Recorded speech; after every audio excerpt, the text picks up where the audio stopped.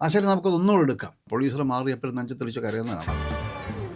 മലയാളം സിനിമയിൽ ഒരുപാട് new generation directors വരുന്നുണ്ട്. അങ്ങനെ ഒരു ഡയറക്ടറായിരുന്നു പത്മരാജൻ സാർ. പെരുവഴിയമ്പലത്തിൽ സാർ വന്നു. അത് ഡീക്കേഡ്സ് ആഫ്റ്റർ ദാറ്റ് ഇപ്പോൾ ഒരു പുതിയ ഡയറക്ടർ വരുന്നു, ദേവദത്ത് ഷാജി പോലത്തെ ഒരു പുതിയ ഡയറക്ടർ വരുന്നു. അവിടെയും സാറാണ് മെയിൻ ഒരു റോളായിട്ട് വരുന്നത്. അപ്പം ഈ ട്രാൻസിഷൻ ഉണ്ടല്ലോ, അവിടെയും ഭയങ്കര കണ്ടംപററി ആയിട്ട് നിൽക്കുന്നു, ഇവിടെയും കണ്ടംപററി ആയിട്ട് നിൽക്കുന്നു. ആ ഒരു ട്രാൻസിഷൻ എങ്ങനെയുണ്ട്, എന്താണ് ഫീൽ ചെയ്യുന്നത്? അന്നത്തെ ന്യൂ ജനറൽപ്പെട്ട ഡയറക്ടർമാരായിരുന്നു ഇപ്പോൾ പറഞ്ഞ പത്മരാജൻ, പത്മരാജേട്ടൻ, അന്നത്തെ അവരെല്ലാം KG George sir, Bharathan sir, ഭരതേട്ടൻ, മോഹൻ സാറ്, അതെ. അങ്ങനെ വരെ IV ശശി, പിന്നെ ജോഷി, ഇങ്ങനെ സത്യനന്ദിക്കാടൊക്കെ എല്ലാവരും വർക്ക് ചെയ്ത് നമ്മൾ. അല്ലെ, ഇന്നത്തെ ന്യൂ ജനറൽ ഞാൻ ഇപ്പോഴും വർക്ക് ചെയ്യുന്നത്. അതെ. ഇന്നിപ്പം എന്താ പറയുക, ഇന്നത്തെ വരുന്ന പുതിയ ഡയറക്ടേഴ്സ് എല്ലാം അവർ ഓരോന്നിനെ കുറിച്ച് വളരെ സ്റ്റഡീഡാണ്. അവർ ഇന്നത്തെ വളരെ സ്റ്റഡീഡാണ്. സിനിമ ഒരുപാട് ജനകീയമായി, അതിനുള്ള സാധ്യതകൾ ഒരുപാടുണ്ട്. മുമ്പേ പറഞ്ഞ നമ്മുടെ ഈ പറഞ്ഞ ലേറ്റസ്റ്റ് ആയിട്ടുള്ള ഈ മൊബൈൽ ഉൾപ്പെടെയുള്ള കാര്യങ്ങൾ കൊണ്ട് ഇന്ന് ഒരുപാട് കാര്യങ്ങൾ ചെയ്യുക. ഈവൻ അതിനകത്ത് തന്നെ നമുക്ക് ഷോർട്ട് ഫിലിം മറ്റും വരെ എടുക്കാമല്ലോ, മൊബൈൽ കൂടെ വരെ. ഇത് പണ്ടില്ലല്ലോ, ഞങ്ങൾ വരുന്ന സമയത്തൊന്നും ഈ സംഭവമില്ല.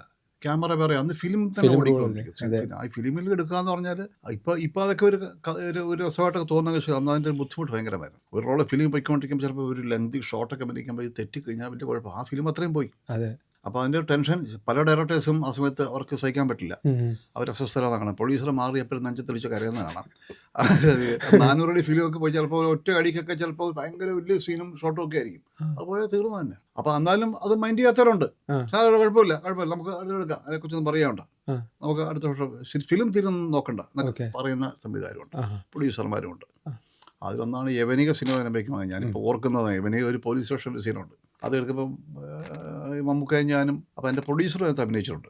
അപ്പോൾ അത് എടുക്കുന്ന സമയത്ത് പറഞ്ഞു, ഇതുപോലെ കുറേ റിഹേഴ്സൽ ടെക്കൊക്കെ ആയി, എന്തൊക്കെ പല പല അഭിനയിക്കുന്നവരുടെയും മറ്റു കാരണങ്ങളൊക്കെ ഉണ്ടായി. അപ്പോൾ അതൊരു ലെങ്തി ഒരു ഷോട്ട് കഴിഞ്ഞിട്ട് കട്ട് പറഞ്ഞിട്ട് ഓക്കെ ഡയറക്ടർ പറഞ്ഞപ്പം ഹെൻറിയാണ് പ്രൊഡ്യൂസർ, ഹെൻറി ചേട്ടൻ പറഞ്ഞു, ശരി നമുക്കതൊന്നുകൂടെ എടുക്കാം.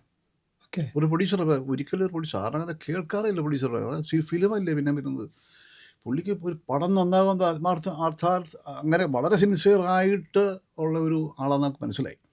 അങ്ങനെ ജോർജ് സാർ തന്നെ പറഞ്ഞു, ശരി എന്നാൽ നമുക്കൊന്ന് കൊടുക്കാം. അങ്ങനെ ഏതോ കുറേ ടേക്കുകളൊക്കെ പുള്ളിക്ക് ഒരു പ്രശ്നമില്ല, അത് നന്നാകുക എന്നുള്ളതാണ്. പിന്നെ അതിനകത്ത് നമ്മൾ വീണ്ടും കാര്യത്തിലേക്ക് വരുമ്പോൾ ഈ മോണിറ്റർ പരിപാടി എന്ന് പറയും. ഇപ്പോൾ നമ്മൾ ഇതിനകത്ത് കണ്ടു കഴിഞ്ഞാൽ ഇതിനകത്തുള്ള ഒരു ക്യാമറയുള്ള ഒരു ഷോട്ട് വെച്ച് കഴിഞ്ഞാൽ ഇതിനകത്ത് അവിടെ ഇരുന്ന് ഡയറക്ടർക്ക് മറ്റവർക്കെല്ലാം ഇത് എങ്ങനെ ഇത് മോണിറ്റർ ചെയ്യാൻ പറ്റും, അത് അസസ് ചെയ്യുക. അങ്ങനെയാണ് മറ്റേ ക്യാമറ കുറച്ച് ടൈറ്റ് വേണം, മറ്റേ എഡ്ജ് കുറച്ചുകൂടെ മാറ്റണം, അങ്ങനെയാണ്. അവിടെ ഒരു ചെറിയൊരു പാടുണ്ടോ എന്നൊക്കെ പറഞ്ഞു.